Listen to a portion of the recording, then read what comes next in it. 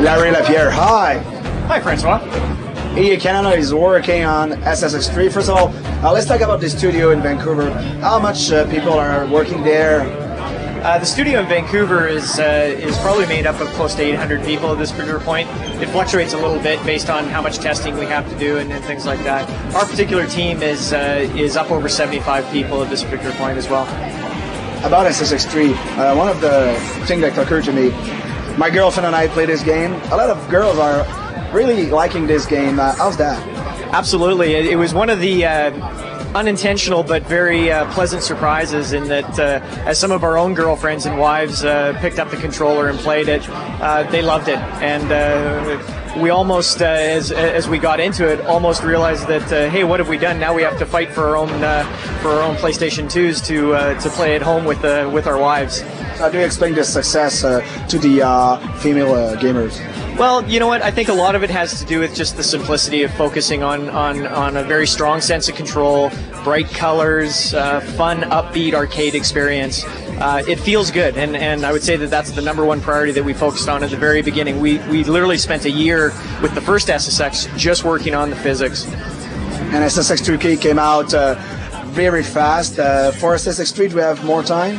Absolutely. SSX Tricky, we had about 10 months to get that product done, and it was really nice because we got to finish off a lot of things that we had wanted to do with SSX. SSX3, we've had 2 years now to turn around and work on it, and we've basically taken everything right down to the foundation and kind of rebuilt it from scratch. So we have a new graphics engine, a new physics engine. There's literally not one aspect of the game that we haven't improved. Of course, there's going to be this huge feeling of open spaces still going to be there, and as well as the close race.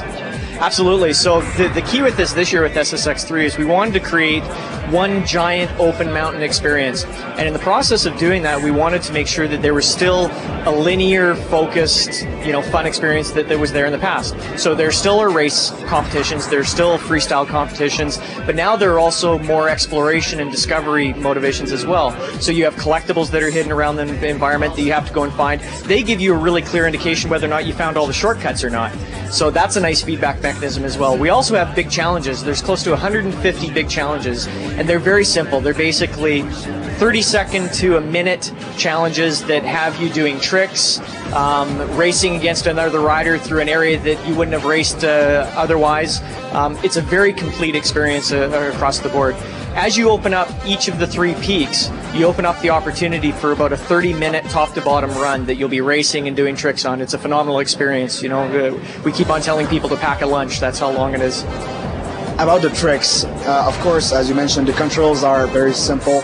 Still there, what kind of setup did you use? We stuck pretty much with what we had success with in the past. At the same time, we've made a few improvements in that we've taken the combat controls that were on the right analog stick and moved them to the shoulder buttons in order to open up the opportunity to do nose and tail board presses. So now as you're steering through an environment, you can kick yourself up onto your tail, navigate yourself around, butter yourself around to your nose, and it allows you to carry your combos on much longer than you could before, just through air tricks. So it's really proving quite a lot of fun, and it feels very organic.